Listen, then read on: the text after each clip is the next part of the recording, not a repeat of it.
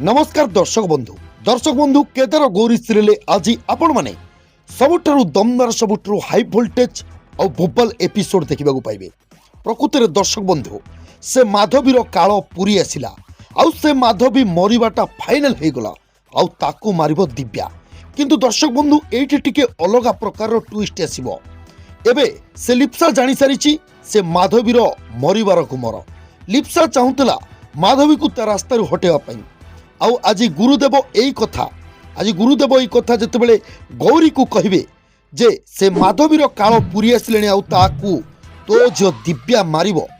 दर्शक बंधु ए कथा को शुणी देइथिबो आज से लिप्सा आउ लिप्सा जानी शुणी माधवी को ता रास्तार हटेवा पाई दिव्या को आज नहीं माधवी हाथ में धरईदेव। हाँ दर्शक बंधु देखंतु संपूर्ण फुल एपिसोड वीडियो को शेष पर्यंत देखंतु।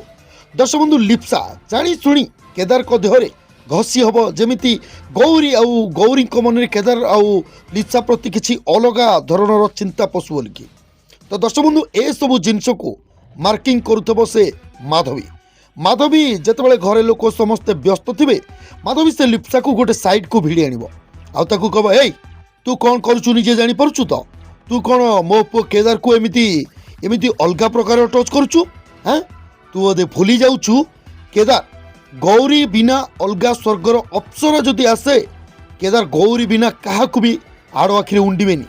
तो दर्शक बंधु एमती कहले से लिप्सा कहब ए तमें मो कथार मुंड पुरानी ए मैटर हूँ केदार गौरी आउ मोर मैटर तमें ए भितर मुंड पुरानी। ओहो शुण शुण मु जानी एक्चुअली मु जानी तम तम प्रकृत रहस्यटा कौन तम असल मुखाटा एक्चुअली मो आगे तमें देखानी। मु जानी तुम्हें केदार को मिछटारे पुओ बोली कहूच तमें केदार को नुह बरं केदार संपत्ति की भल पाउच मो आगे अभिनय करनी। तो दर्शक बंधु एमती कही सारा पर से माधवी कह हे से जहा हो तू किंतु केवे भी ए सब करने गोटे चिंता करनी। तो दर्शक बंधु एमती कहले से लिप्सा कह एटा को मु भावुली मो सहयोगी बनई बोली कि हेले एटा तो गोटे मांकेड़ा पत्थर। दर्शक बंधु यापर गुरुदेव आज गौरी को गोटे रहस्य कथा कहते दिव्या विषय कहे। तो दर्शक बंधु ठीक से समय से लिप्सा गुरुदेव आ गौरी को कथा को लुचिकी शुणुव।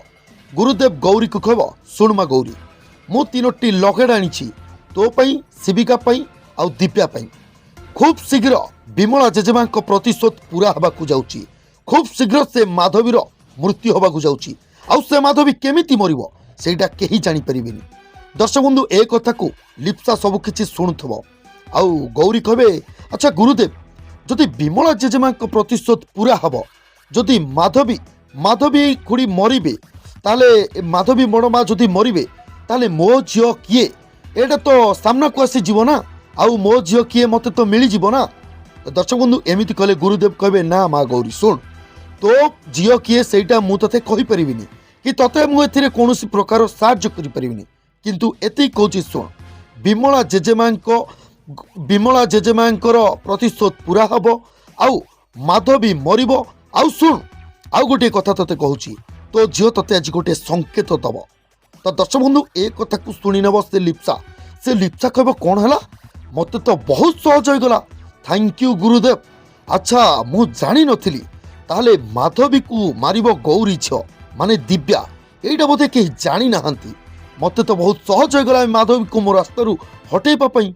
तो दर्शक बंधु यापर आज से लिप्सा दिव्या को लेकिन माधवी पाखक जीव माधवी को दवाई चेष्टा कर माधवी को धरवाई चेष्टा कर दर्शक बंधु माधवी दिव्या को धरनी याड़ू सियाड़ू कथा कही मना कर यापर से लिप्सा मन मन कह ये माधवी तो दिव्या को धरुनी टोटाली तामाने ये कौन जानी ये तार मृत्यु बोली। तेज दर्शक बंधु आज दमदार एपिसोड आपण मानकु केमिति लागिला कमेंट बॉक्स रे कमेंट करी आपण मानक मतामत हमकु निश्चय जणाନ୍ତୁ।